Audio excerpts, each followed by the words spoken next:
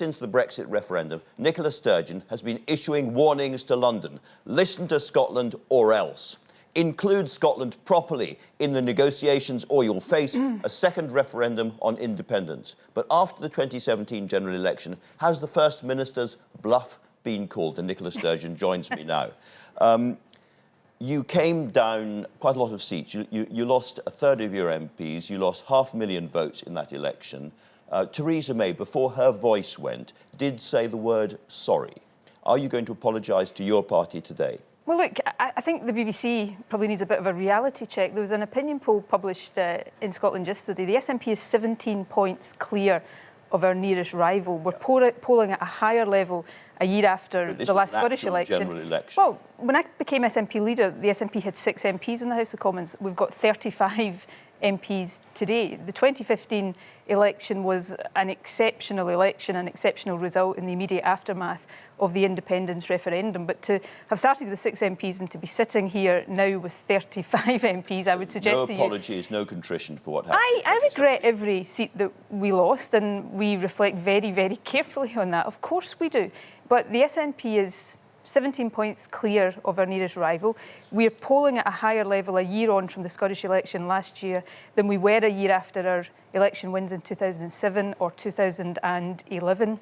The Tories, who you've just been hearing from, are back in third place in the Scottish polls. So, all in all, the SNP is in a very, very strong position. My job now as SNP leader, as First Minister of Scotland, is to make sure that that trust we have amongst the Scottish people is trust that we retain. That's why just a few weeks ago I set out what I think was widely accepted as a very bold and radical programme for government for the next year, setting Scotland up for the challenges that we face over the next decade. Well, we'll come on to all of that, but I think it's not a state secret that you and Theresa May don't have a very easy relationship. That said, when you watched her speech in Manchester, did you have a fellow feeling? I mean, it was a gutsy performance and very, very frightening to lose your voice in that way. Of course, yeah. Look, well, firstly, just in terms of my relationship with Theresa May, I think there's many people who would probably say they don't have the easiest relationship with Theresa May. My view is very clear. We disagree on a lot of things, but we have responsibilities to the people we serve to try to have a working relationship, and I will try very hard to do that. I managed to do that with David Cameron, albeit we had big political differences.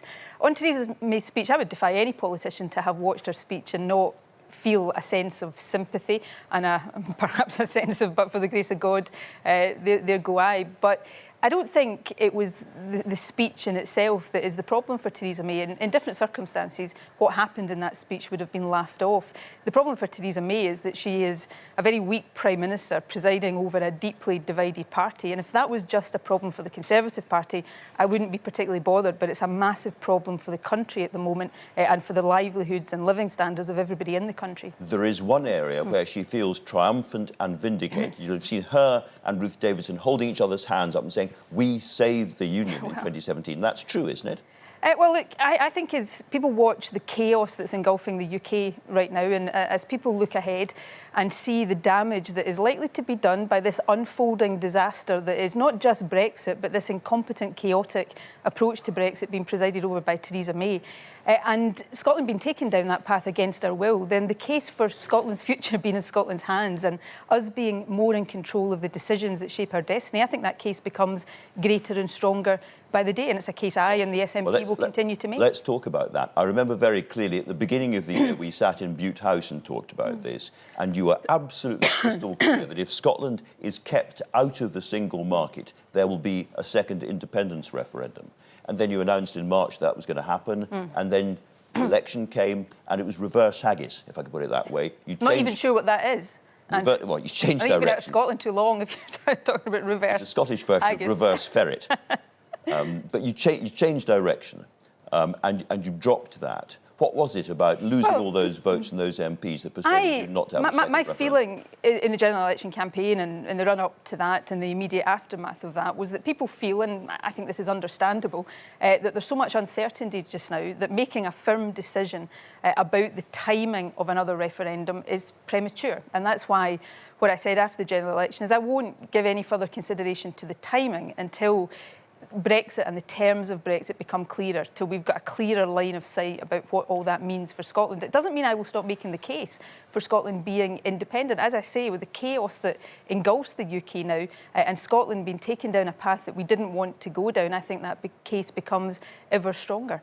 Isn't the truth that people are scunnered, to use a Scots word, with the whole subject at the moment? They're fed up to the back teeth with talking about independence. They don't want to hear about it for a while, and you have heard that message. There are many people, I think, in Scotland who desperately want to see Scotland become independent. There are others who are not convinced and who will never be convinced, and there are others who perhaps just think we need a bit of dust to settle on Brexit. There is perhaps an element of people being a bit scunnered with big decisions. We've had not just the independence referendum, but the Brexit vote, two general elections in the course of 2 years. So I understand that. Now, my job is to make the case, because I think the damage that is likely to be done to Scotland, to the whole of the UK, to be frank about it, is likely to be monumental. I don't want Scotland to have that imposed on it. I've also got a mandate to give people in Scotland a choice on this issue. But I will listen to what people say in terms of the timing of that. But let me stress this point, that the case for decisions that shape our future being in our own hands, not in the hands of this dysfunctional government in Westminster, is probably stronger than it's ever been. You have always been crystal clear that from your point of view, for the Scottish economy, you need to be inside the single market. Yep. March 2019, that opportunity disappears. Well, that may be the case. So my question is, sorry, is there a possibility of a second independence referendum before that final Rubicon is crossed? Well, I've said I will consider the timing again when we have more clarity about what we are facing in March 2019 than we do just now. So you could have a second referendum before we actually leave the EU? When I've said I will not consider the timing until there is that greater clarity towards the end of next year, it would, I think, contradict that if I was immediately to give, the consideration that I've said I will wait until that clarity emerges before doing. But let me say, I believe so strongly, not for ideological reasons, but for hard practical reasons, that it would be an act of, monumental folly for the UK to come out of the single market. I don't think it should come out of the EU, but I respect the fact that that is what the government is going to do. But let's stay in the single market and stay in the customs union, because it's in the overwhelming interest of our economy. Well, that is not going to happen. Do you know what? You've been shut out of these conversations. And can I say that reflects badly on a UK government, not on the Scottish government. I'm not saying it doesn't, but you have been shut out. On this point, you can't keep us inside the single market. March 2019, it will be over. That may be true, and we will all have to face up to the implications of that. But post the general election, my view is that we shouldn't simply accept that these things are off the table anymore. We all know what the arithmetic in the House of Commons is. I listened to Ruth Davidson saying she wishes we could stay in the single market and have the freest possible trade. Her MPs in the House of Commons could use their votes to swing the balance. And if they don't do that, then I think Ruth Davidson will have some very tough questions to answer. So the arithmetic of the House of Commons, I think the mood across not just Scotland but the UK is such that we should continue to argue for common sense here and not just accept that these battles can't be won. I don't accept that. If the leader of Catalonia announces independence next week, will you recognise Catalonia as a free independent state? What I think has to be recognised is the strength of feeling in Catalonia. I think it's now time for dialogue to replace confrontation. The scenes we saw last Sunday were unacceptable and should be condemned by everybody. But what now has to happen, in my view, is the Spanish government, which of course wants to uphold its constitution, and the Catalan government sitting down to find a way forward, one that complies with the rule of law, but one that also respects democracy and the right of the people of Catalonia to choose their own future. You cannot simply say that the right of a people to choose their own future is illegal in all circumstances. So just coming back to my original question, would you recognise Catalonia as an independent country, yes or no? We'd recognise the decisions and the statements that were made, but I'm not going to speculate here on what will happen in Catalonia before it happens. I'm not in control of that. It's not for me to decide what is the right future for Catalonia. But everybody has to recognise the reality of the situation in Catalonia. But the question here is, how is it resolved? My view is it shouldn't be resolved by both sides going further to extreme positions. It should be resolved by both sides coming together to try to find a way forward in this that respects all of these principles, the rule of law, democracy and the right to choose. Was it a legitimate referendum, do you think? Look, it was a referendum that lots of people voted in. Lots didn't, but lots of people voted in. Spain maintains it was an illegal referendum. That is, I understand that, and that's the position that the Spanish government takes. The point I'm making is, if Spain's position is that that wasn't a legal referendum, surely the question is, how can there be a legal way for people in Catalonia to express their view? Because you can't simply in a democracy say there is no legal and legitimate way for people to decide what they want their future to be. That would be an absurd position. And that's why I think would you urge the Spanish to facilitate that, as it were, a different referendum? I think there's a duty now on Spain and Catalonia to come together to have that discussion. What is the way forward? It may be sensible to try to have some independent mediation of that, perhaps the European Union, which I think should have condemned the violence that we saw last Sunday and unfortunately didn't. But perhaps the EU not taking sides, but in the role of mediator has a role to play. But dialogue has to replace confrontation here.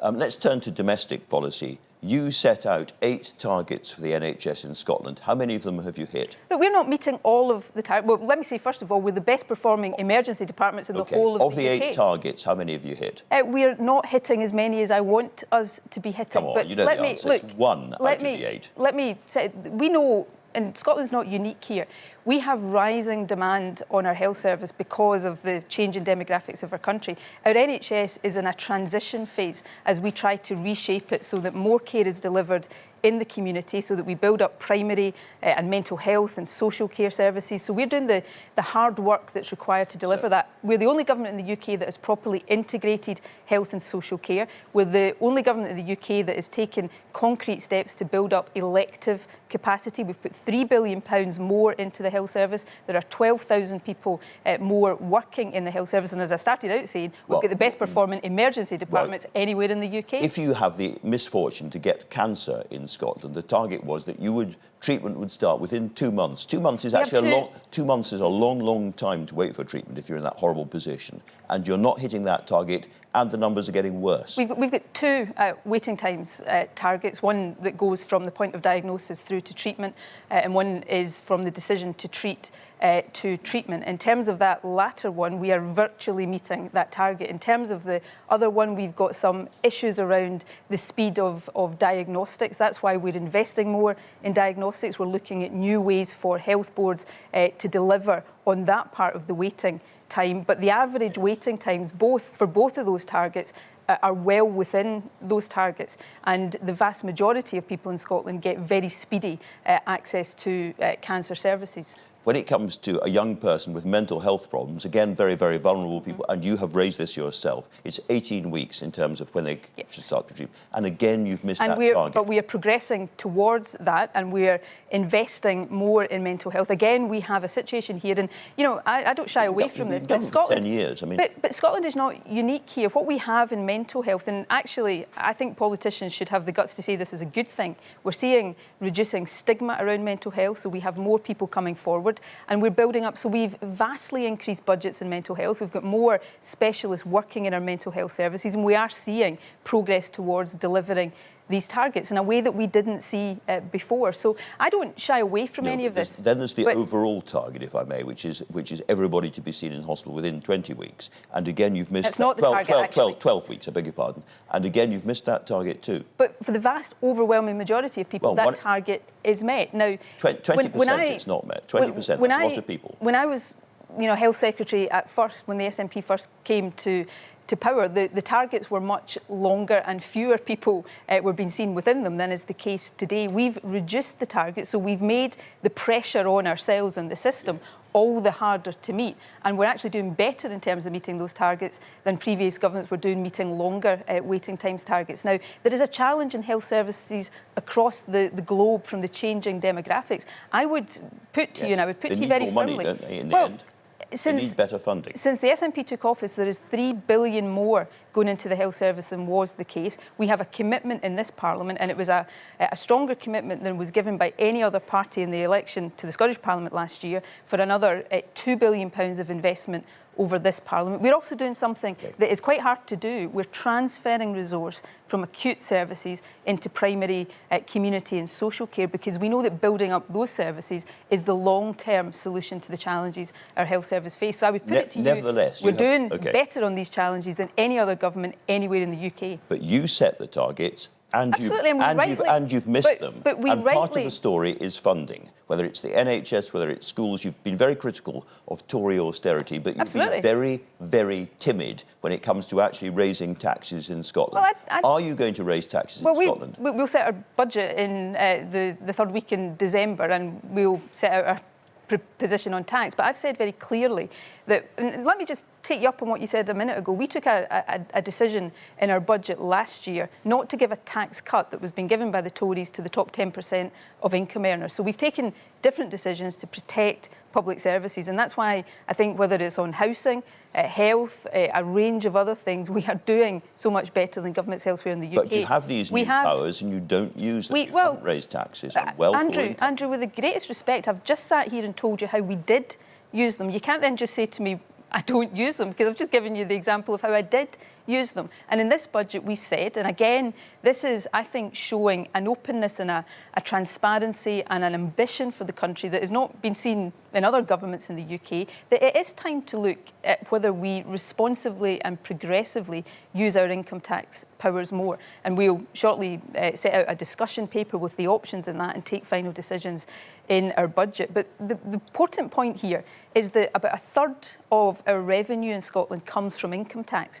2/3 of it are still determined, of our overall budget, is still determined by decisions taken at Westminster. But so we need to see... Obviously, you have control of the third, is the only point I'm making. Yeah, but as the Fraser-Vallender Institute said just a week or so ago, the big decisions taken at Westminster still determine how much we have to spend overall. That's why I will never stop saying that austerity, this immoral, self-defeating austerity that the Tories have pursued, has to end, and I hope the Chancellor ends it in his budget. You'll have seen, perhaps, I don't know if you have, John Major writing in today's papers, talking about the problems of universal credit, the way it's being rolled out as being cruel and uncaring, and calling for a review. Do you back him on that? Yes, I think the Scottish Parliament voted for this just last week. The Tories voted against the proposition that there should be a pause in the rollout of universal credit. I've seen, in Inverness, for example, where universal credit has been rolled out early, there are people falling into debt, into rent arrears, utter misery being caused to already quite vulnerable people because of a reform that has been shambolic in its implementation. And I think it is cruel to press ahead with universal credit until that's fixed. Can you explain to us sort of clearly and reasonably quickly I hope so. what your plan is for EU citizens in Scotland after Brexit? Well, it appears the UK government is going to make EU citizens apply for what they're calling settled status and possibly charge a fee for that. They haven't said what that fee would be, but if it's the same as it is for residency, it'll be around £65. We will pay that for workers in the public sector. Why? Because it helps individuals, but it helps us keep vital workers in our NHS and public services, and it sends a message to EU nationals that we want them to stay here because we welcome them. Nicola Sturgeon, thanks very much indeed for talking to us.